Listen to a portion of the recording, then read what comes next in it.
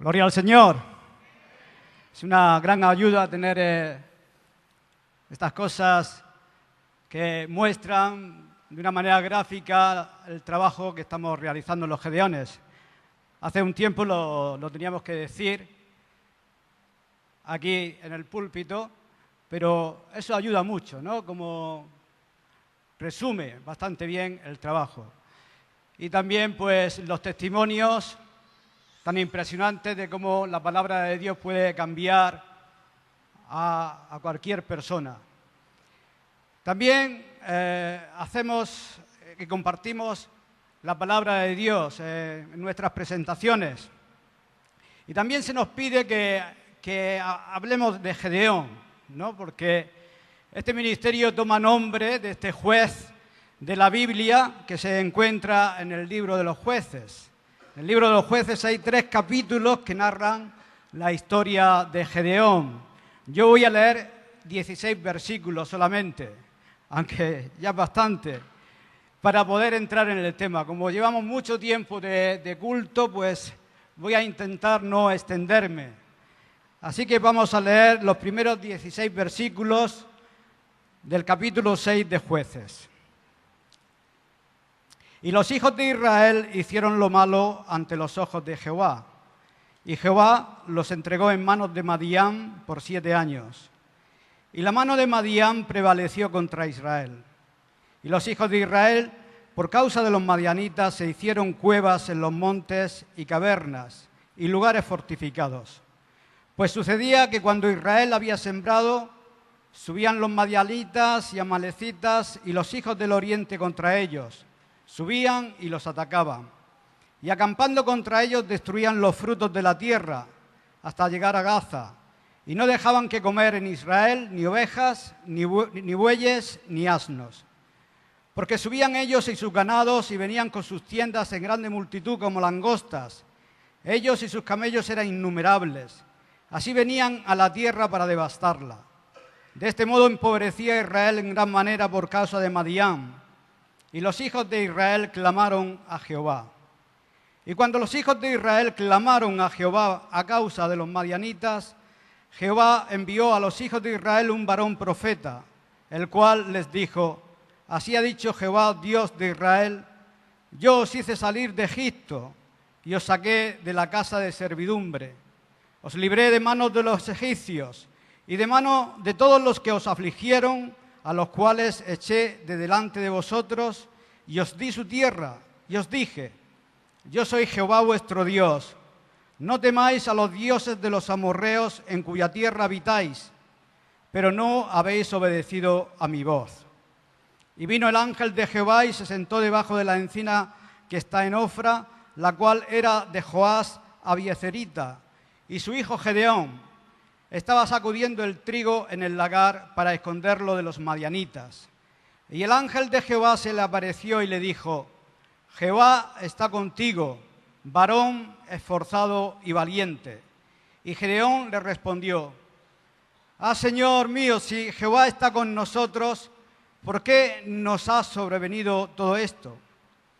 ¿Y dónde están sus maravillas que nuestros padres nos han contado diciendo: ¿no nos sacó Jehová de Egipto? Y ahora Jehová nos ha desamparado y nos ha entregado en manos de los madianitas. Y mirándole Jehová le dijo: ve con esta tu fuerza y salvarás a Israel de la mano de los madianitas. ¿No te envío yo? Entonces le respondió: Señor mío, ¿con qué salvaré yo a Israel? He aquí que mi familia es pobre en Manasés y yo el menor en la casa de mi padre. Jehová le dijo: ciertamente yo estaré contigo y derrotarás a los madianitas como a un solo hombre. Aleluya. Y aquí vemos que Dios con pocas personas pueden realizar grandes logros, grandes victorias, porque no es el número que cuenta, es Dios con ese número. Dios puede hacer milagros y maravillas con aquellas personas que están dispuestas a recibir su llamado, a recibir su misión y a poder ir con Él. A los apóstoles les dijo nuestro Señor Jesucristo: id por todo el mundo y predicar el Evangelio a toda criatura, y aquel que creyere será salvo. Y realmente en estos tiempos de la historia del pueblo de Israel, era un tiempo de conquista, era un tiempo donde Josué, el caudillo de Israel, los dejaba para que ellos fueran a conquistar los territorios que Dios les había dado.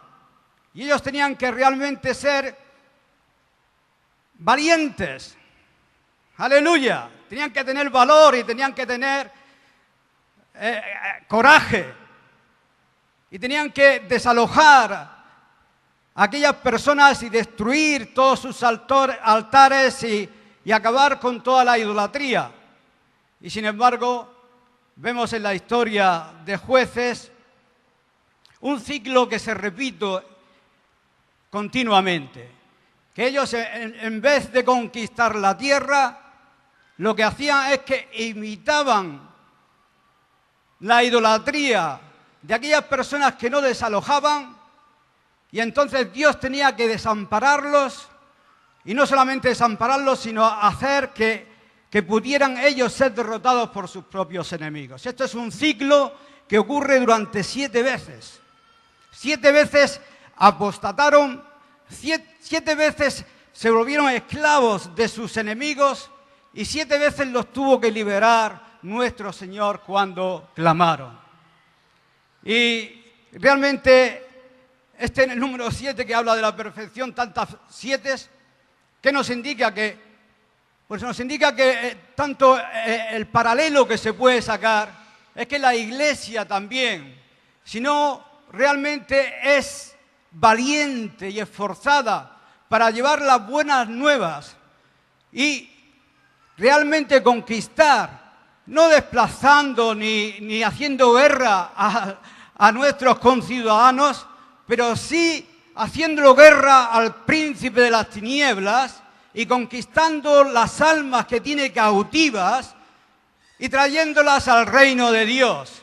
Si nosotros somos débiles, si nosotros no nos esforzamos, si nosotros no los alistamos en esta gran misión que tiene la Iglesia de la evangelización, quizás nuestro enemigo se pueda hacer fuerte y nos lleve a la esclavitud quizás de nuestros deseos naturales, de nuestros deseos terrenales, y podemos fallar en saber cuál es nuestro objetivo como ciudadanos del reino de Dios, que no es ni más y otro que el de alcanzar a los perdidos que están en el reino de las tinieblas. Alabado sea Dios. Aleluya. Y por esa razón, qué importante es que aprendamos de los errores de aquellas personas que nos precedieron. Porque está escrito en la palabra de Dios.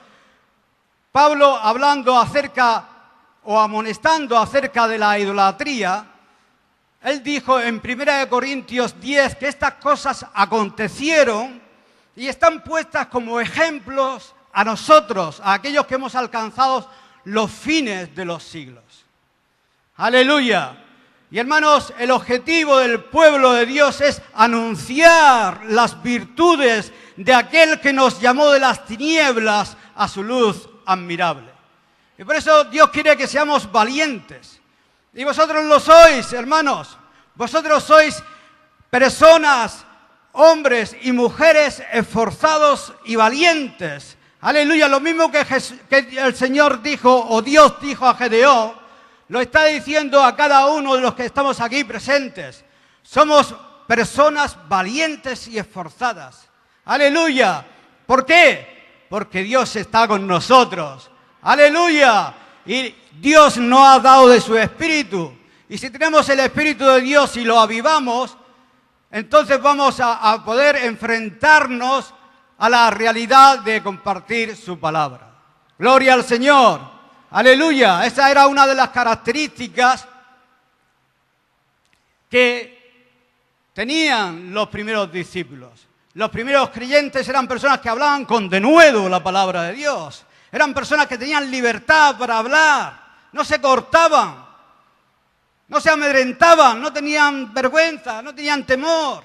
Eran personas que hablaban con la palabra de Dios. ¿Por qué? Porque su confianza estaba puesta en el Dios de la palabra.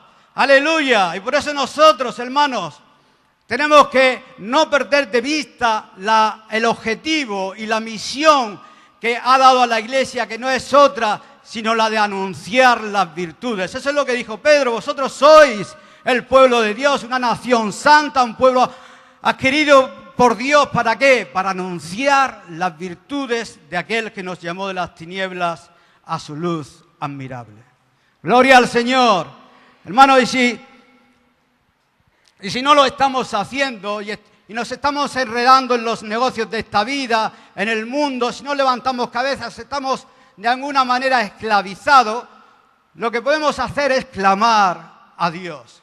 Eso en el versículo 6 dice que cuando los hijos de Israel clamaron a Jehová por causa de los madianitas, Jehová envió a los hijos de Israel un varón profeta. Y siempre es igual así. Cuando realmente una persona clama a Dios de la profundidad de su corazón, Dios envía la respuesta. Muchas gracias. Dios envía la solución. Dios empieza a solucionar el problema.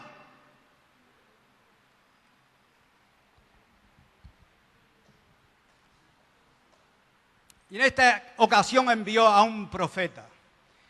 Y qué importante, hermanos, que es que clamemos a Dios cuando nos encontremos en la adversidad. Aquí el pueblo de Dios estaba amedrentado. Habría una gran multitud que venía y que los oprimía y que les robaba y que los mataba y se escondían en cavernas, se escondían, estaban ahí que no.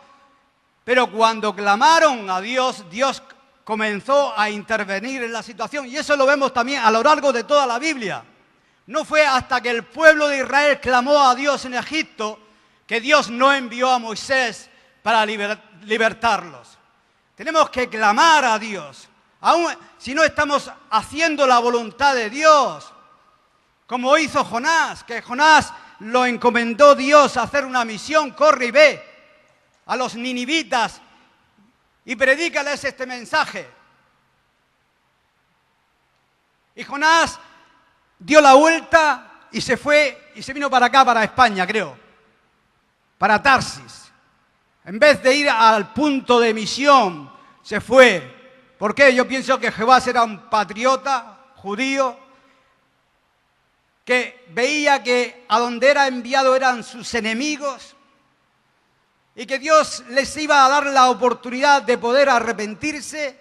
Y Jonás no quería el arrepentimiento de los ninivitas por ser enemigos suyos. Y aquí vemos el gran corazón de Dios, aleluya, de que Dios tiene un corazón amplio, misericordioso, para poder llevar el evangelio a sus propios enemigos, aquellos que le maldicen, aquellos que blasfeman, aquellos que están haciendo atrocidades. Dios les lleva el mensaje y le da la oportunidad de poder arrepentirse. Y Jonás, como no fue obediente a la voluntad de Dios, comenzó a descender en su espiritualidad hasta que llegó al fondo de la nave y ahí estaba dormido. Y conocemos la historia de que Dios envió esa tormenta y ya pues lo arrojaron, pero fue desde las profundidades del pez que tuvo que tocar tan fondo Jonás. Yo creo que no hay aquí nadie que haya llegado tan bajo y tocando tan fondo como lo hizo Jonás. En el fondo del pez clamó a Dios y Dios le escuchó. Dios te puede escuchar cuando tú clamas a Él. ¡Aleluya! Y si quieres hacer la voluntad de Dios y estás en el frente, en la línea de batalla y te ves que no estás en la voluntad de Dios haciéndolo, clama a Dios y enviará, aleluya, los recursos para que tú puedas hacer su voluntad. Alabado sea su nombre. Aleluya. Y luego ya más tarde Dios le da a Gedeón una orden que era ni más ni menos que quitar la raíz del problema que tenían el pueblo de Dios en esta ocasión. Y Dios le encomendó que cortara de raíz ese problema. Y ese problema, si lo puedo encontrar,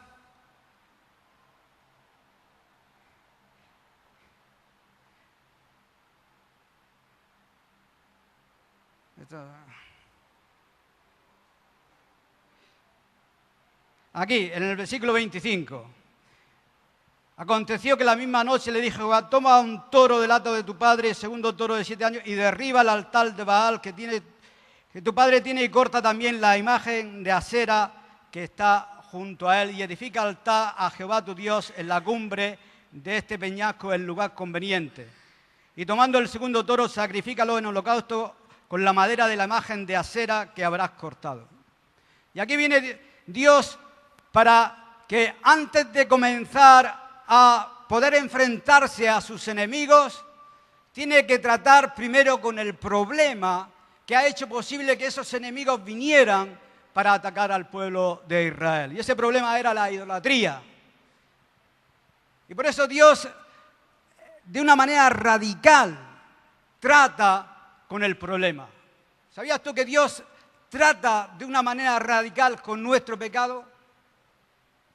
Que Dios a lo largo de todos los siglos, desde el inicio del pueblo de Israel, ha estado perdonando y perdonando y perdonando y perdonando pecados. Pero Dios no está conforme solamente con perdonar. Él quiere tratar el pecado de raíz y cortarlo. Por eso nuestro Señor Jesucristo vino. Aleluya, el Cordero de Dios que quita el pecado del mundo. Por ese gran sacrificio que nuestro Señor Jesucristo, se puede uno ser libre del pecado. No solamente ser perdonado, sino ser libertado del pecado. Gloria al Señor. Y por eso hace referencia al sacrificio de cortar de raíz con la idolatría. La idolatría que tenían era Asera y Baal. Asera era como un árbol, como un tronco que estaba plantado. Y Juan el Bautista vino diciendo que él tenía el hacha para cortar de raíz el tronco del pecado. Y Dios quiere ser radical con nuestros pecados. Y a veces a nosotros nos gustan quizás nuestras debilidades y no somos radicales con el pecado. Y por eso muchas veces nos pasa lo que nos pasa. Y por eso muchas veces estamos afligidos. Y muchas veces el enemigo se hace fuerte y nosotros nos vemos débiles. Y esto es algo que lo podemos aprender de esta historia. Que el enemigo venía con grandes multitudes. Y todo eso era simple y llanamente permitido por Dios. Muchas veces pensamos, ¿por qué me pasa a mí esto? ¿Por qué me está ocurriendo a mí lo otro? Y es porque quizás estamos siendo muy tolerantes con nuestros propios pecados. Y Dios quiere ser radical y quiere cortar de raíz. Por eso Jesús dijo, si tu ojo es ocasión de caer, sácatelo. Si tu mano te va a hacer caer, córtatela. Sabemos que habla figurativamente, aunque en algunos países musulmanes lo hacen de una manera real. Al que roba le cortan la mano. Son radicales. Pero Dios quiere ser radical en relación al pecado con nuestras vidas. Y por eso la primera orden que le dio a Gedeón era que tratara con el pecado. Porque el pecado era lo que le estaba arruinando la vida al pueblo de Dios. Podemos tener muchas estrategias como la tuvo Gedeón, con esos cántaros y con esas teas alrededor de sus enemigos, rompiéndolo a la misma vez, tocando la trompeta y dejando que Dios hiciera el resto. Esa fue una gran estrategia. Y hay muchas estrategias dentro de la cristiandad a la hora de llevar el evangelio. Yo me convertí gracias a una de esas estrategias por un ministerio que se llama Cristo en la Respuesta, que se originó en los años 60 o 70, cuando los Jesus People, gente joven, estudiantes en Estados Unidos, dejaron las aulas para ir a llevar el Evangelio por medio de carpas. Y vinieron a Cartagena. Y ahí estaba vuestro pastor dando tratados en la puerta de la carpa, que me acuerdo. Y yo me convertí gracias a este ministerio de personas de distintas congregaciones que se unían para hacer el esfuerzo de llevar el Evangelio a las naciones. Gloria al Señor. Y esa es una gran estrategia. Y yo veo como Dios ha bendecido todas las estrategias que se hacen para evangelizar. Sean Cristo en la Respuesta, sean los Gedeones internacionales, sea Operación Movilización, sea Juventud con una Misión. Todos estos grupos han sido bendecidos por Dios. ¿Por qué? Porque han unido las fuerzas para enfrentarse al enemigo. Y Dios los ha bendecido. Gloria al Señor. Pero Gedeón tuvo que tratar primero con el pecado que hacía que el pueblo de Dios fuera débil. El que el pueblo de Dios pueda ser esclavo de sus enemigos. Hermano, hubo un hombre que se llamó Carlos Wesley, que dijo una frase célebre. Este hombre iba por toda Inglaterra predicando el Evangelio a caballo. Y él dijo: dadme 100 hombres que no deseen otra cosa sino a Dios y que no teman a nadie sino a pecar. Con estos yo extenderé el reino de Dios sobre la tierra. Y lo que estaba diciendo Wesley es que lo primero en la vida del creyente tiene que ser la liberación del pecado. No está sujeto a su servidumbre, a sus deseos, a sus pasiones, a sus tentaciones. Y por eso hay que cortar de raíz ese mal. Y ese deseo de Dios de hacerlo enviando a nuestro Señor Jesucristo, y que por medio de ese gran sacrificio que Él hizo, podemos encontrar esa gran liberación. ¡Aleluya! ¡Gloria al Señor! Y luego más tarde dice que la respuesta de los enemigos del pueblo de Dios, en el versículo 33 dice: pero todos los madianitas y amalecitas y los de Oriente se juntaron a una. Parece que el enemigo no se va a quedar así sin hacer nada cuando realmente nosotros nos ponemos a hacer la voluntad de Dios. La persecución es algo que debe ser aceptada por los creyentes, porque nuestro Señor Jesucristo lo dijo: en el mundo tendréis aflicción, pero confiad, yo he vencido al mundo. Y todo el que quiera hacer la voluntad de Dios tendrá que sufrir la persecución del enemigo del pueblo de Dios, de Satanás. Quizás si no estás haciendo la voluntad de Dios no se mete mucho contigo, pero ponte a hacerla y empezarás a ver las dificultades, empezarás a ver los problemas, las adversidades, y si no, pregúntale a tu pastor. El que quiera hacer la voluntad de Dios tendrá que enfrentarse a la persecución. Y aquí vemos cómo Satanás se aúna. Todos los amalecitos, los hijos de Oriente, aúna. Y eso debería hacernos reflexionar, hermanos, que Satanás no está dividido. Nosotros quizás sí. Quizás no nos asociemos para llevar el Evangelio, para pelear la buena batalla juntos. Pero Satanás no se puede permitir el lujo de estar dividido en sus filas. Y eso lo vemos también en el mundo, como hay tantos regímenes donde realmente tienen una unidad a base de la fuerza, a base del terror, de la violencia.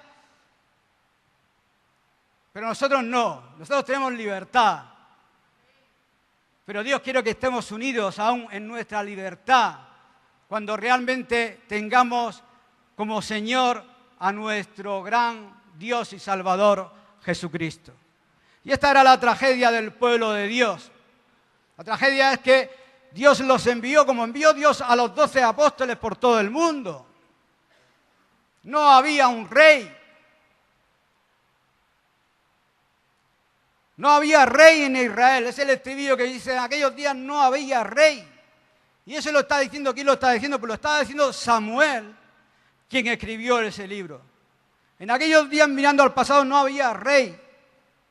No había nadie que los pudiera liderar. Pero yo veo que en la voluntad de Dios, aún en la iglesia, yo no veo que haya nadie que pueda coger el lugar de Cristo, nuestro Rey y nuestro gran Salvador. No hay papa en la iglesia de Cristo. Y vemos que aún esa tampoco es la solución, porque teniendo una organización y teniendo una cabeza visible, tampoco la iglesia de Roma puede mostrar al mundo el amor de Dios y la victoria y el poder y la gracia de Dios, sino tradición, religión. Y muchas personas dentro de esas congregaciones no son personas que están dadas a la idolatría, al culto a las imágenes. La idolatría, hermanos, es la adoración de una representación de la divinidad o de una divinidad falsa. Aquí era una divinidad falsa, pero la Biblia nos dice que no te harás imagen de nada de lo que esté en el cielo, ni en la tierra, ni debajo de la tierra. Ni te inclinarás a ellas, ni las honrarás. Porque Dios es un Dios celoso. Dios quiere que tú le conozcas a Él personalmente. Dios quiere que tú le conozcas a Él por medio de su palabra. No por medio de la tradición, no por medio de un ídolo, no por medio de un talismán, no por medio de algo supersticioso, sino que puedas conocerlo a Él por medio de su palabra. Gloria al Señor.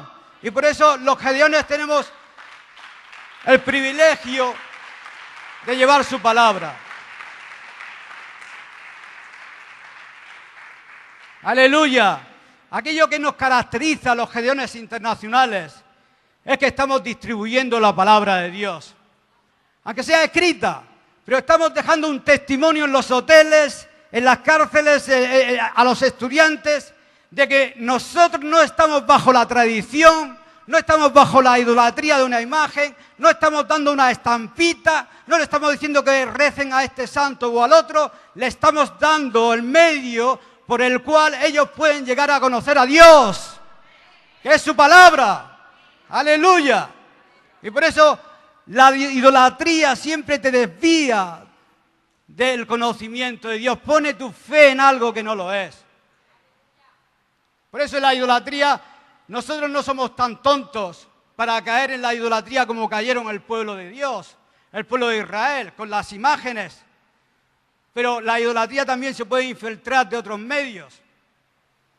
Es algo también ya más íntimo y más profundo. Hay muchas advertencias en el Nuevo Testamento acerca de la idolatría. Y está relacionada con la avaricia, con la codicia y con el amor al dinero. Y eso es también idolatría. Tú tienes que amar a Dios por encima de todas las cosas. Mamón es un dios también, es un ídolo para muchas personas. Y todas las vidas y las horas que le dedican a conseguir el dinero los convierte en esclavos, los convierte en personas que están sirviendo a un Dios. Y por eso en el Nuevo Testamento la idolatría va por esos derroteros, de no caer en esa tentación de hacer del dinero nuestro Dios y de amar a Dios por encima de todas las cosas. Porque cualquier cosa que tú pones delante de Dios o antes de Él es idolatría. Y por eso tenemos que tratar con ese problema. Si queremos realmente ser valientes, si queremos vencer a nuestro adversario, si queremos derrotarlo, si queremos que Dios nos use, el pecado de la idolatría tiene que desaparecer de nuestras vidas para que podamos ser personas que amen a Dios sobre todas las cosas y nos pueda utilizar. Luego dice que cuando ocurrió esto, el Espíritu de Jehová vino sobre Gedeón, y cuando éste tocó el cuerno, los abiezeritas se reunieron con él, y envió mensajeros por todo Manasés, y ellos también se juntaron con él. Asimismo envió mensajeros a Aser, a Zambulón y a Neftalí, los cuales salieron a encontrarles. ¡Aleluya!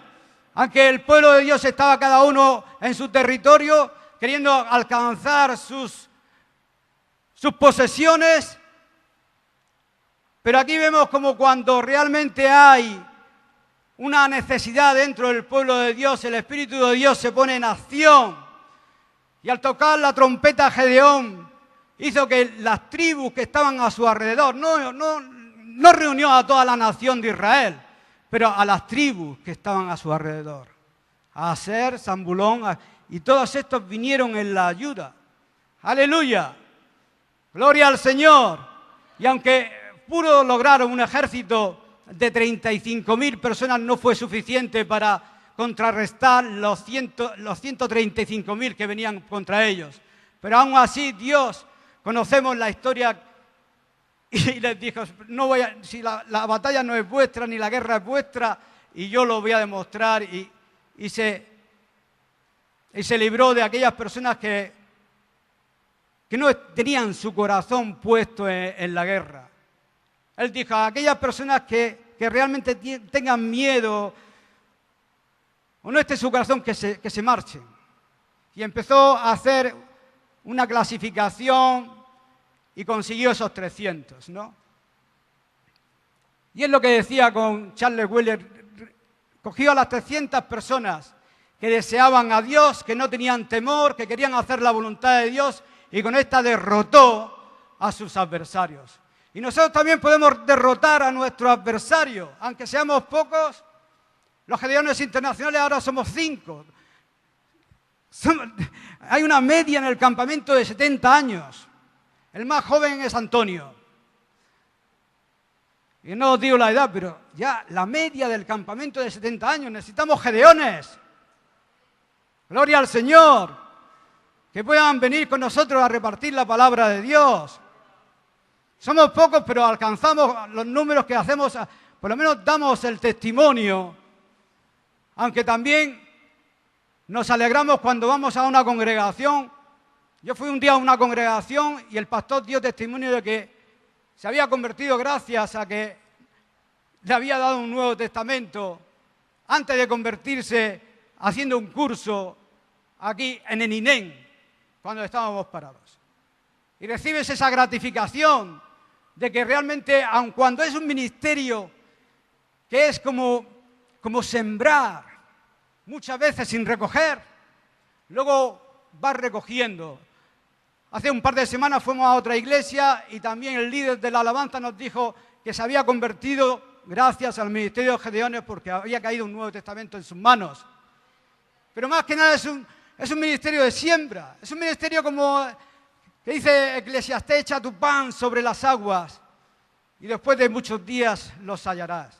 Tenemos que echar mucho pan, mucho dinero, invertir mucho dinero, pero si se puede convertir un alma, tiene más valor el alma de una persona que todo el dinero del mundo.